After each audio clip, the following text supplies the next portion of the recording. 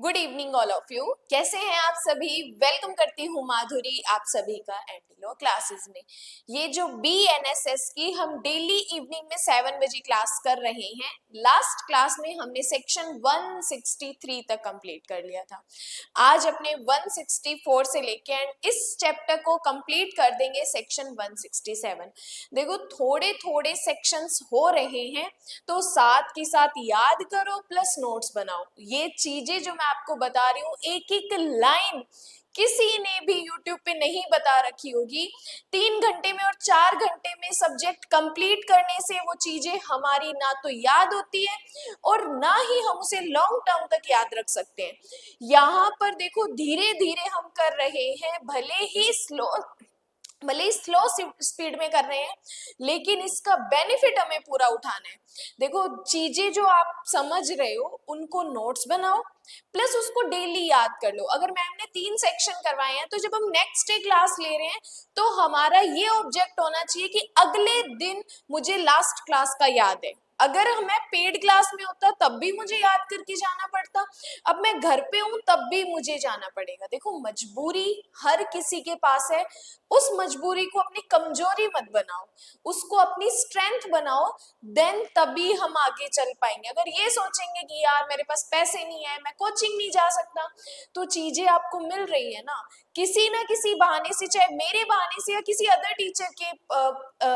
के बहाने से आपको चीजें मिल रही हैं, तो आप उनको समझो, वहीं से अपना स्टार्टअप करो और वहीं से चीजें समझ के और अपने आप को आगे लेके जाओ। अब ये अपना चैप्टर कंप्लीट हो जाएगा 11, इसके बाद अपने आगे कंटिन्यू BNSS कंप्लीट करेंगे। देखो BNS भी हम कंप्लीट कर चुके हैं, BNSS पे भी आए हैं और BSc पे भी जाएंगे। थोड़ा सा पेशेंस रखो क्योंकि बैक टू बैक क्लासेस रहती है, उस बीच में से आपके लिए भी टाइम निकालना पड़ता है। तो जितनी कोशिश करती हूँ, जितनी ज्यादा हो सके मैं उतना आपके लिए करूंगी। चलिए स्टार्ट करते हैं हमारी आज की क्लास। देखो लास्ट क्लास में हमने एक सेक्शन पढ़ा था 163, जो कि हमें बता रहा था आशंकित खतरे वाले मामलों में, अर्जेंट मैटर में किस तरीके का प्रोसीजर अपनाया जाता है। अब यहाँ से 164 से जो हमारा पार्ट स्टार्ट हो रहा है वो एक तरीके से सिविल मैटर है। सिविल के पॉइंट्स पे जैसे इमूवेबल प्रॉपर्टी का, लैंड का, वाटर का अगर कोई डिस्प्यूट होता है तो किस तरीके से उसको हैंडल किया जाएगा। अब 164 कहता है procedure where dispute concerning land और वाटर, कि जो डिस्प्यूट है हमारा लैंड और वाटर को लेके, उसमें अगर ब्रीच ऑफ पीस होता है, परिशांति भंग होती है, देन हमें क्या प्रोसीजर अपनाने। मेंस का क्वेश्चन है, ध्यान से सुनते जाना, एक एक लाइन हम पढ़ेंगे। देखो जब कभी कोई एग्जीक्यूटिव मजिस्ट्रेट, कार्यकारी या कार्यपालक मजिस्ट्रेट किसी पुलिस ऑफिसर की रिपोर्ट पर, अभी एग्जीक्यूटिव मजिस्ट्रेट काम कैसे कर रहा है, जब इसको एक पुलिस ऑफिसर ने रिपोर्ट दी है या कोई अदर इंफॉर्मेशन दी है, अब ये एग्जीक्यूटिव मजिस्ट्रेट उस रिपोर्ट से संतुष्ट होता है कि उसके स्थानीय अधिकार क्षेत्र के भीतर किसी भूमि या पानी या उसकी सीमाओं के संबंध में शांति भंग होने की संभावना वाला विवाद मौजूद है। कि जब एक पुलिस ऑफिसर एग्जीक्यूटिव मजिस्ट्रेट को रिपोर्ट देता है कि सर हमारे इस लोकल एरिया में लैंड और वाटर को लेके एक ऐसा डिस्प्यूट है जिसकी वजह से परिशांति भंग हो सकती है, तो वह लिखित रूप में एक आदेश देगा। एग्जीक्यूटिव मजिस्ट्रेट यहाँ पे एक ऑर्डर दे रहा है जिसमें उसके संतुष्ट होने का आधार बताया जाएगा, कि एग्जीक्यूटिव मजिस्ट्रेट ये चीज बताएगा कि मैं क्यों इस तरीके का भूमि और जल से संबंधित कोई ऐसा ऑर्डर दे रहा हूं, क्योंकि मुझे लग रहा है कि इस विवाद से कोई परिशांति भंग हो सकती है। और ऐसे विवाद में संबंधित पक्षों से अपेक्षा की जाएगी कि वे एक निर्दिष्ट तिथि और समय पर या तो पर्सनल खुद आ जाओ या वकील अधिवक्ता के माध्यम से न्यायालय में उपस्थित हो। एग्जीक्यूटिव मजिस्ट्रेट उस पर्सन को कह रहा है, ऑर्डर दे रहा है कि या तो तुम आ जाओ या तो अपने अधिवक्ता को कोर्ट में भेज दो और अपने संबंधित लिखित बयान दे और रिटन स्टेटमेंट दो कि क्यों नहीं हम तुम्हारे अगेंस्ट ऑर्डर दें। विवाद के विषय पर वास्तविक कब्जे के तथ्य के संबंध में, कि उस भूमि भूमि या जल में जो विवाद होने की संभावना है, हमें लग रहा है कि इससे परिशांति भंग हो सकती है, जो कि एक्चुअल में तुम्हारे कब्जे में है, तो आप बताओ कि हम तुम्हारे अगेंस्ट क्यों नहीं ऑर्डर दे, या तो तुम आके बता दो या फिर आप अपने एडवोकेट को भेज दो कि whenever an executive magistrate is satisfied, संतुष्ट हो जाता है फ्रॉम अ रिपोर्ट, किसकी रिपोर्ट से, of a police officer, police अधिकारी की रिपोर्ट पर, और अपॉन अदर इंफॉर्मेशन या कोई other information, that a dispute likely to cause a breach of the peace, की ऐसा विवाद है जिससे क्या हो सकता है, शांति भंग हो सकती है, एग्जिस्ट कंसर्निंग एनी लैंड और वाटर, किसी भूमि और जल को लेके, और द बाउंड्रीज, किसी बाउंड्रीज को, सीमाओं को लेके, within his local jurisdiction, उसके अधिकार क्षेत्र में, he shall make an order, वो ऑर्डर देगा, रिटर्न में एक ऑर्डर देगा, stating the grounds of his being so satisfied, जब वो सेटिस्फाइड हो जाता है, and requiring the parties concern in such dispute to attend his court in person और बाय एन एडवोकेट, की तुम कोर्ट में आ जाओ, या तो पर्सनल आ जाओ या फिर अपने अधिवक्ता को भेज दो, ऑन अ स्पेसिफाइड डेट और टाइम, की जो मैं टाइम तुम्हें बता रहा हूँ, जो जगह तुम्हें बता रहा हूँ वहां पर आ जाओ,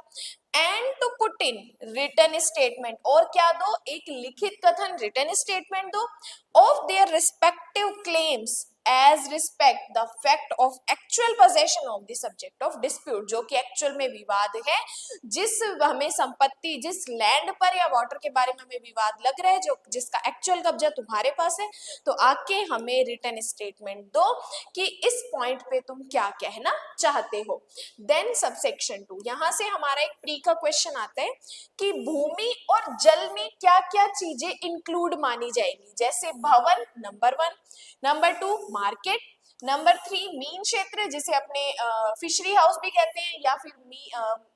मीन क्षेत्र मत्स्य पालन भी बोलते हैं, कोई फसल है या भूमि की अन्य उपज है, और ऐसी किसी भी प्रॉपर्टी का किराया या मुनाफा शामिल है। तो जल और भूमि में क्या क्या चीजें इंक्लूड मानी गई है, वो यहाँ से हमारा प्री का क्वेश्चन आता है। इनको नंबरिंग से लिखना, देन आपको याद रहेगा। For the purposes of this section the expression land और water includes number 1 building, number 2 market, number 3 fisheries, number 4 crops, and number 5 other produce of land, and number 6 the rent or profits of any such property। तो ये 6 तरीके की चीजें भूमि और जल में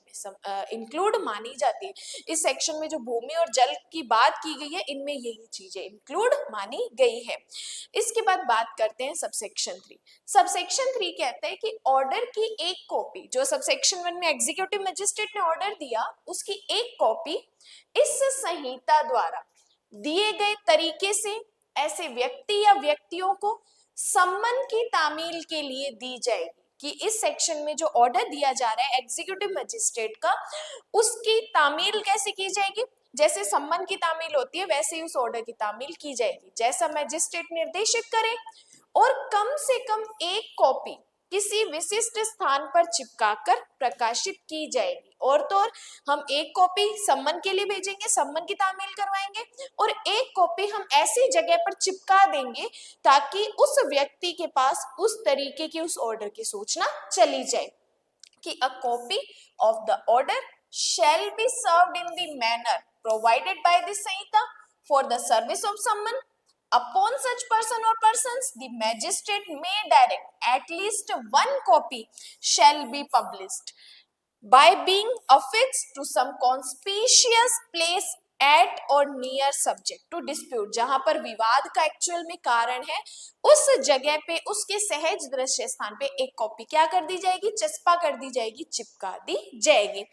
तो यहाँ पे सब सेक्शन 3 कहता है ऑर्डर की सम्मन की तामील करवाना, सम्मन की तामील की तरह होगा और एक कॉपी को हम चस्पा कर देंगे। देन इसके बाद बात करते हैं सबसेक्शन 4। सबसेक्शन 4 कहता है कि मैजिस्ट्रेट विवाद का विषय रखने के अधिकार के किसी भी पक्ष के गुणों, दावों का संदर्भ दिए बिना दिए गए बयानों का अवलोकन करेगा, या बेरेट में लिखा हुआ है परिशीलन करेगा। इसका मतलब होता है सोच विचार करना। पक्षों को सुनेगा, सभी साक्ष्य प्राप्त करेगा जो दिए गए हैं, ऐसे एडिशनल एविडेंस जो आवश्यक हो ले सकता है, और यदि संभव हो तो यह निर्णय ले कि सबसेक्शन 1 के तहत उसके द्वारा दिए गए आदेश की तिथि पर किसी पक्ष का और किस पक्ष का विवाद था। मतलब कि कोर्ट यहाँ पे अगर मैजिस्ट्रेट को लगता है कि जो जो एविडेंस आए हैं उन पे सोच विचार करेगा, उसको लगता है कि मुझे कोई एडिशनल एविडेंस लेने चाहिए तो एडिशनल एविडेंस भी ले सकता है, पार्टीज को भी प्रॉपर सुनेगा, और अगर उसको लगता है कि मुझे एक निर्णय लेना है तो वह क्या कर सकता है, एक निर्णय भी ले सकता है कि the magistrate shall without reference to the matter, कि उस मैटर को रेफरेंस करने की जरूरत नहीं है, वो खुद ही सुन लेगा, और claims of any of the parties to a right to possess the subject of dispute pursue the statement so put in. Here the parties receive all such evidence as may be produced by them, take such further evidence, और दो further evidence भी ले सकते हैं if any as he thinks fit necessary, अगर उसको आवश्यक लगता है, and if possible decide whether any and which of the parties was at the date of the order made by him under subsection 1 in possession of the subject of dispute. तो जैसा subsection 1 में order दिया है उसमें ये चीजें भी court बता सकता है कि अगर उसको लगता है मुझे एक्स्ट्रा एविडेंस लेने हैं, एडिशनल लेने हैं, तो वो एडिशनल भी ले सकता है, लेकिन प्रोवाइडेड कहते हैं कि यदि मैजिस्ट्रेट को ये लगता है कि किसी भी पक्ष को पुलिस अधिकारी की रिपोर्ट पर या अन्य जानकारी मैजिस्ट्रेट द्वारा प्राप्त होने की तारीख से, अंडरलाइन करो, 2 महीने के भीतर, प्री का क्वेश्चन है, 2 महीने के भीतर या उस तारीख के बाद और उस तारीख से पहले अगर उससे जबरन, जबरदस्ती और गलत तरीके से बेदखल कर दिया गया है तो सबसेक्शन 1 के तहत उसके आदेश के अनुसार वह पार्टी को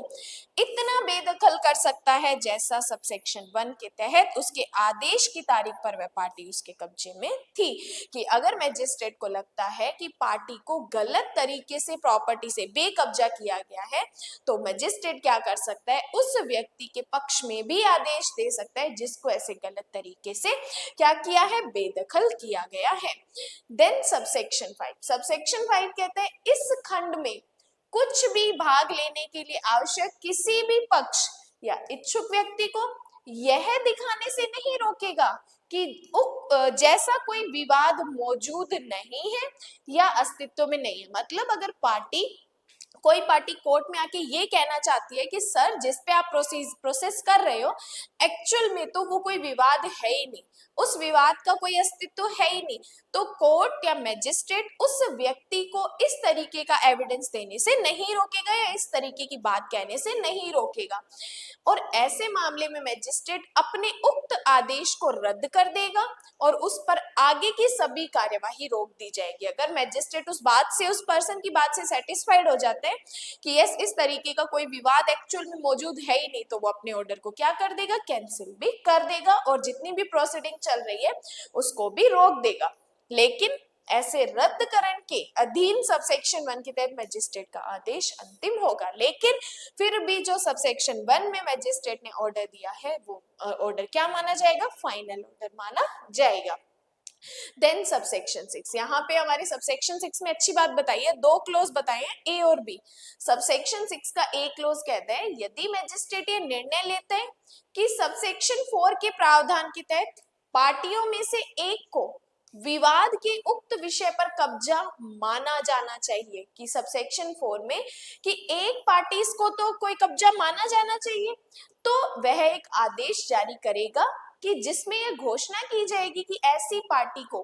कानून के उचित पाठ्यक्रम में वहां से बेदखल होने तक उस पर कब्जा करने का अधिकार है, कि जिस पार्टी को आपने गलत तरीके से बेदखल किया है उस जगह से उस पार्टी को वहां पर कब्जे का राइट होगा। मैजिस्ट्रेट क्या कर रहा है, इस तरीके का ऑर्डर दे रहा है और इस तरह की बेदखली तक ऐसे कब्जे में सभी गड़बड़ी को रोकेगा, और जब वह सबसेक्शन 4 के प्रावधान के तहत आगे बढ़ता है तो वह जबरन और गलत तरीके से बेदखल की गई पार्टी को कब्जा वापस दिला सकता है। कि जब मैजिस्ट्रेट को लगता है कि इस व्यक्ति को गलत तरीके से उस प्रॉपर्टी से हटाया गया है, उस जगह से हटाया गया है, तो मैजिस्ट्रेट उस पर्सन को क्या करेगा, वापस से कब्जा दिलाएगा, और तो और उस व्यक्ति को भी ऑर्डर देगा कि तू अब इसे किसी भी तरीके से उस प्रॉपर्टी से बेदखल नहीं कर सकता है।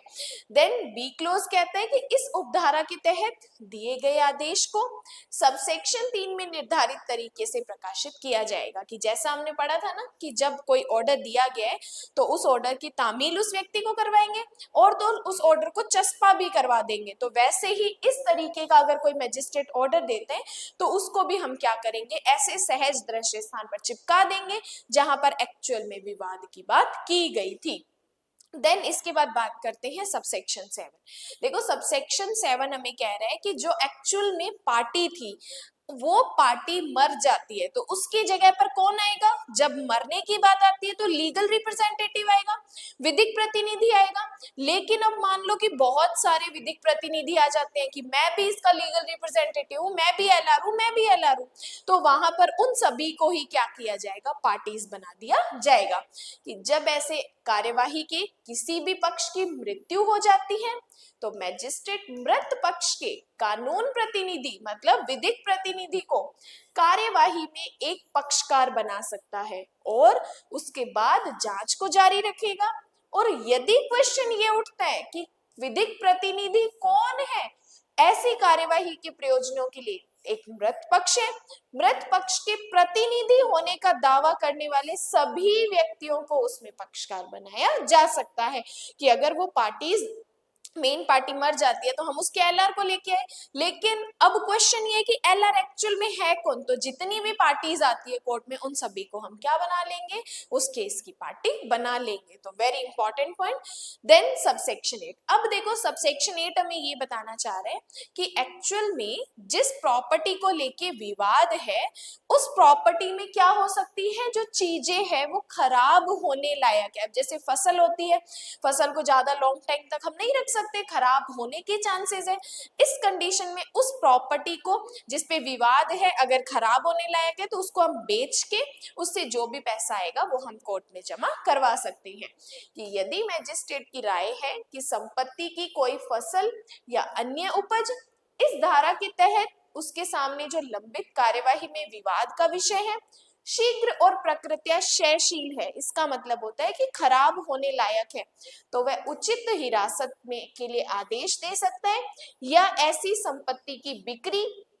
और जांच पूरी होने पर ऐसी संपत्ति के निपटान या उसकी बिक्री आय के लिए ऐसा आदेश देगा जैसा वह ठीक समझे। तो सिंपल सी बात कि अगर प्रॉपर्टी खराब होने लायक है तो उसको बेच दो और बेच के जो भी पैसा आया उसको आप कोर्ट में जमा कर दीजिए। देन इसके बाद बात करते हैं सबसेक्शन 9 की कि मैजिस्ट्रेट यदि उचित समझे इस धारा के तहत कार्यवाही के किसी भी चरण में किसी भी पक्ष के आवेदन पर किसी भी गवाह को उपस्थित होने, कोई दस्तावेज या चीज पेश करने के निर्देश के लिए एक सम्मन जारी कर सकता है। तो जब जब कोर्ट को लगता है कि ऐसा कोई भी पर्सन है जिसको कोर्ट में बुलाना चाहिए तो वह किसी भी पर्सन को उस मैटर के लिए सम्मन कर सकता है। तो सबसेक्शन 9 में लिख दो किसी भी पक्षकार को या गवाह को सम्मन करना। देन सबसेक्शन 10 इंपॉर्टेंट है, इस धारा में जो बात की गई है वो सेक्शन 126, याद करो 126 हमने पढ़ा था, अन्य दशाओं में परिशांति कायम रखने के लिए प्रतिभूति, जहां पे एग्जीक्यूटिव मजिस्ट्रेट ने ली थी कितने साल के लिए, 1 साल तक के लिए प्रतिभूति ली थी। 126 के तहत आगे बढ़ने के लिए मजिस्ट्रेट की शक्तियों का अपमान नहीं माना जाएगा। अगर वहां पर मजिस्ट्रेट को लगता है कि मुझे प्रतिभूति लेनी है देन वो ले सकता है। तो ये टोटल इस सेक्शन में 164 में टोटल 10 सबसेक्शन है। पूरे एक सेक्शन से हमारा मेंस का क्वेश्चन प्लस 2 से 3 क्वेश्चन प्री के बनते हैं जो कि मैंने आपको बीच में बताए हैं।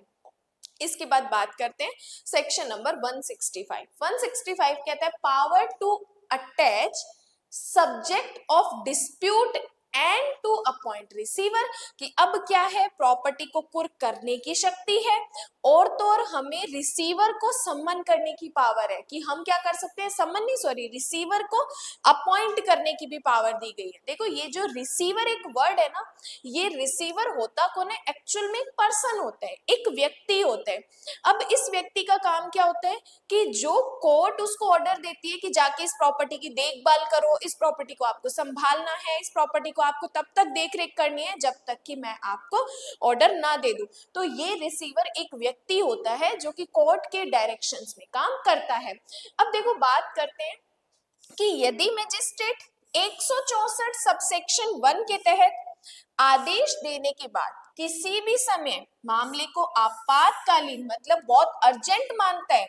और वह निर्णय लेता है कि किसी भी पक्ष के पास उस समय ऐसा कोई कब्जा नहीं था जैसा कि 164 में संदर्भित है, या यदि वह खुद को संतुष्ट करने में असमर्थ है कि विवाद के विषय पर किसका कब्जा था, तो वह विवाद के विषय को तब तक संलग्न कर सकता है जब तक कि सक्षम कोर्ट ने संबंधित पक्षों के अधिकारों का निर्धारण नहीं कर दिया और उसके कब्जे के लिए हकदार व्यक्ति के संबंध में ऑर्डर नहीं दे दिया।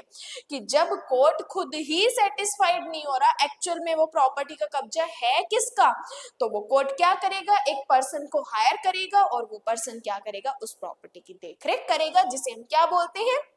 रिसीवर बोलते हैं। लेकिन परंतु कहते हैं ऐसा मजिस्ट्रेट किसी भी समय कुर्की वापस ले सकता है यदि वह संतुष्ट है कि विवाद के विषय के संबंध में अब शांति भंग होने की संभावना नहीं है। जब मजिस्ट्रेट को लगता है कि अब शांति भंग नहीं हो सकती तो उसने जो कुर्की का ऑर्डर दिया है उस ऑर्डर को वो वापस भी ले सकता है, provided that such magistrate may withdraw the attachment at any time if he is satisfied that there is no longer any likelihood of breach of the peace with regard to the subject of dispute। जब magistrate को लग रहा है कि अब कोई शांति वांति भंग होने की कोई समस्या नहीं पैदा होगी, कोई दिक्कत नहीं है, तो वो अपने कुर्की के ऑर्डर को वापस भी ले सकता है। देन सबसेक्शन 2 कहते हैं जब मैजिस्ट्रेट विवाद के विषय को कुर्क करता है, कुर्क मतलब अपने अंडर ले लेता है, तो वह यदि विवाद के विषय के संबंध में किसी सिविल कोर्ट द्वारा कोई रिसीवर नियुक्त नहीं किया है तो ऐसी व्यवस्था कर सकता है जो वह संपत्ति की देखभाल के लिए उचित समझे। मतलब कि अगर मान लो किसी सिविल कोर्ट ने उस प्रॉपर्टी के लिए कोई ऑलरेडी रिसीवर अपॉइंट कर रखा है तो उसी को बोल देंगे, लेकिन अगर वहां पर कोई रिसीवर अपॉइंट नहीं किया गया है तो फिर यहाँ पे क्या किया जा सकता है, वो खुद भी रिसीवर अपॉइंट कर सकता है जो कि उस प्रॉपर्टी की देखभाल करेगा, या यदि वह उचित समझे उसके लिए एक रिसीवर नियुक्त करे जिसके पास मैजिस्ट्रेट के नियंत्रण के अधीन जो सीपीसी में रिसीवर नियुक्त करने की सभी शक्तियां होंगी। यहाँ पर जब हम क्रिमिनल में कोई रिसीवर अपॉइंट करते हैं तो उसकी अपॉइंटमेंट जैसे सीपीसी में बताई है उस तरीके से की जाएगी और उसके पास वही पावर होगी जो कि एक्चुअल में सीपीसी में बताई है। तो सबसेक्शन 2 में क्या किया जाता है, रिसीवर अपॉइंट किया जाता है,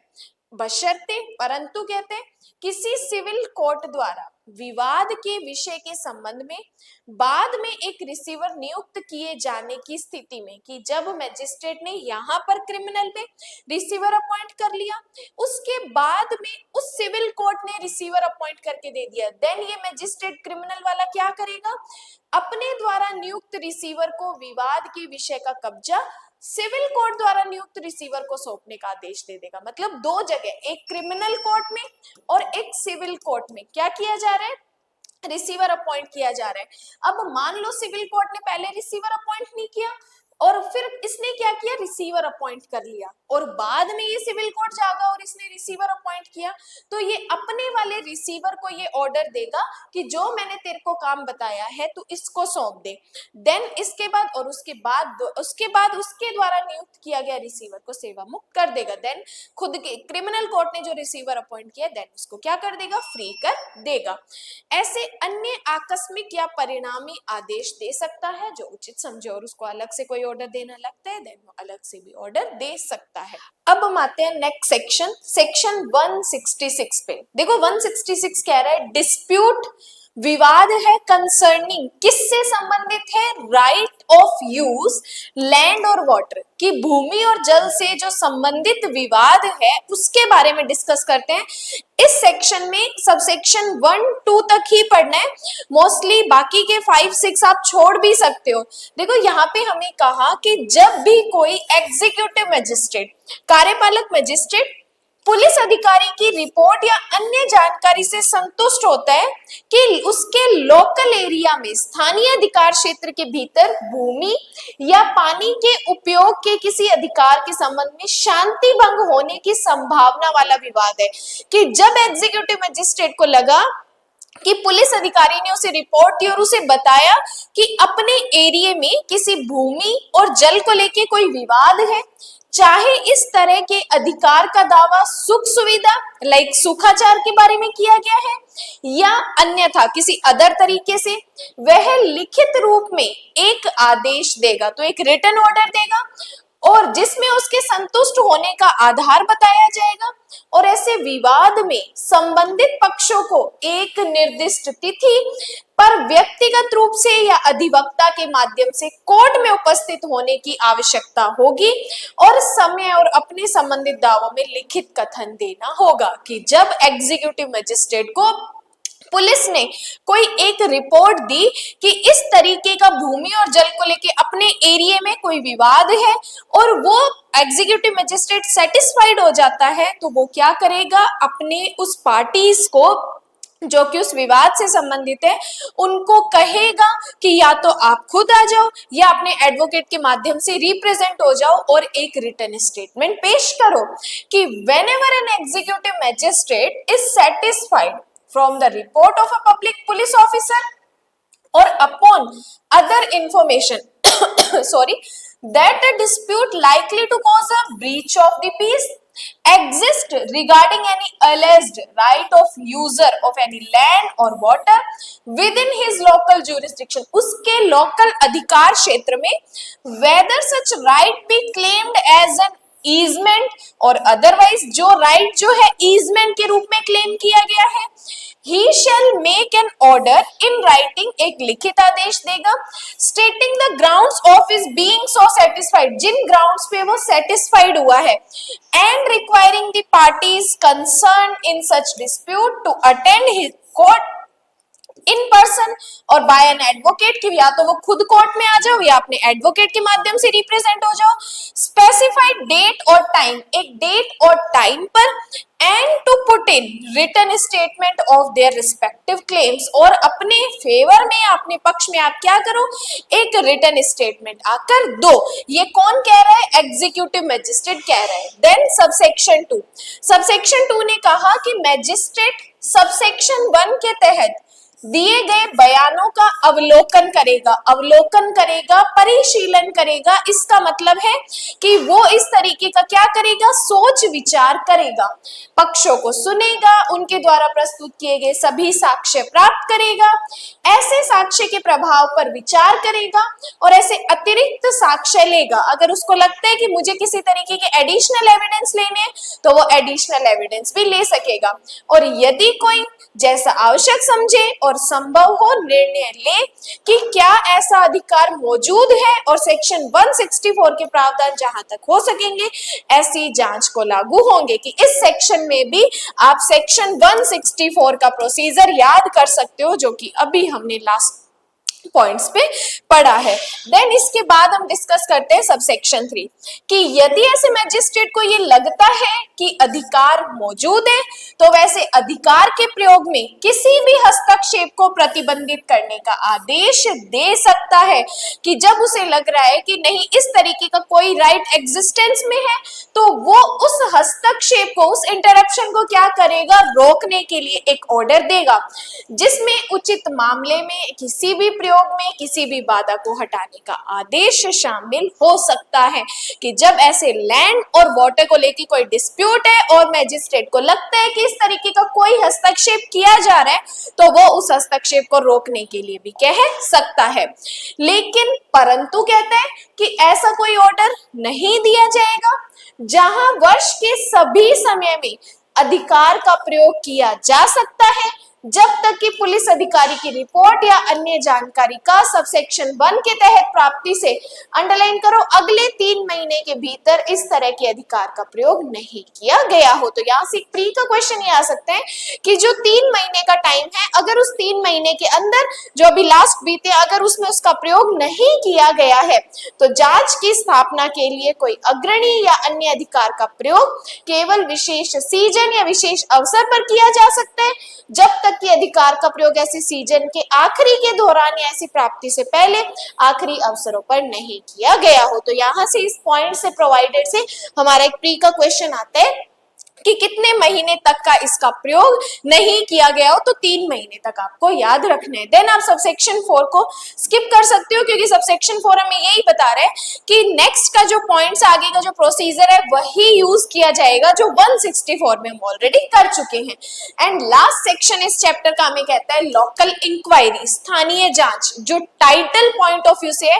वेरी वेरी इंपॉर्टेंट है। डायरेक्ट आपसे सेक्शन बेस और टाइटल बेस पूछा जा सकता है। स्थानीय जांच या इंक्वायरी हम किस सेक्शन में पढ़ते हैं, या सेक्शन 167 क्या है। तो यहां से हमारा प्री का क्वेश्चन आता है। इस सेक्शन का चैप्टर 11 का, सॉरी ये लास्ट सेक्शन है, देन ये हमारा चैप्टर 11 कंप्लीट हो जाएगा। क्या कहा, जब भी 164,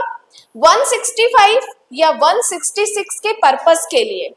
कोई लोकल इंक्वायरी जरूरी है